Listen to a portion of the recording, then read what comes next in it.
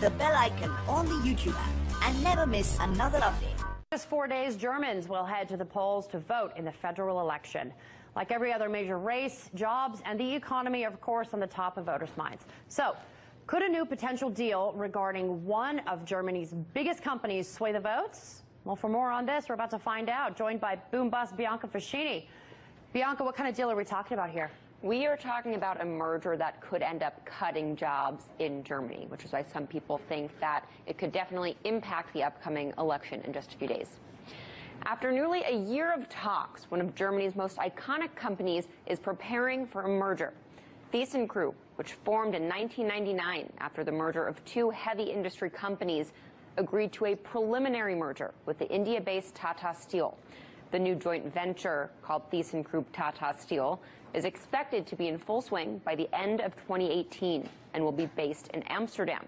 While the companies say the operation will employ nearly 48,000 people, the deal will also lead to at least 4,000 job cuts. And with just 4 days until the German federal election, that news could hurt certain parties.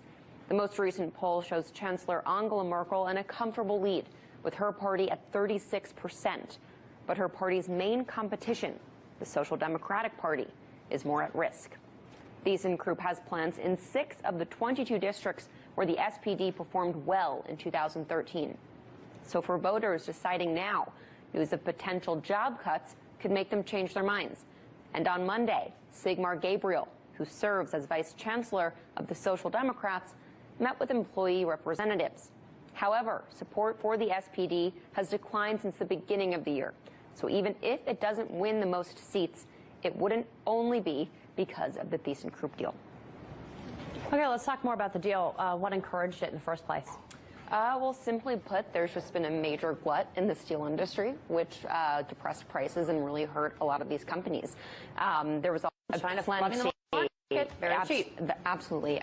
So as a result, we've seen a lot of merger talk, so this deal doesn't exactly come as a surprise. We've also seen a lot of plants close and a lot of jobs lost. So obviously, that last part is what people are most concerned about right now. But the reason the businesses did this, of course, is because it is estimated to save them up to 600 million euros, and that was very warmly welcomed by investors. Okay, no small change. The UK government is concerned, though, about this deal, how it would impact British workers. What can you tell us about that?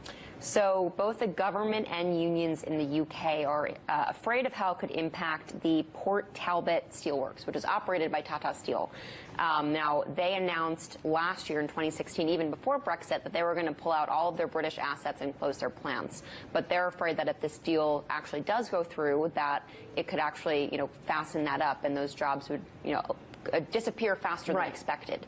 But the key word there is if, because right now they're only in the preliminary stages. Both sides still have to go through every detail, iron it out to make sure that they like it, but then they also need to get European regulatory approval. And we all know takes a long time. A very long time. So, they want to get it up and moving by 2018, but it could take longer than that. And not only that, England must be worried that if this deal goes through faster than expected, how are they going to convert those workers into something else? They're already having trouble with Brexit problems and getting their workers trained up enough in those industries, right? Yeah, and I mean, another thing is that obviously we know how the EU and EU bodies feel about Brexit. So if the UK all of a sudden is saying, hey, we're concerned about how this is going to affect us, we might not see as much sympathy from regulators about how it's going to impact the UK versus if this is good for the rest of Europe. Right. Bargaining chips there. Thank you very much for this, boom bust, Bianca Feschini.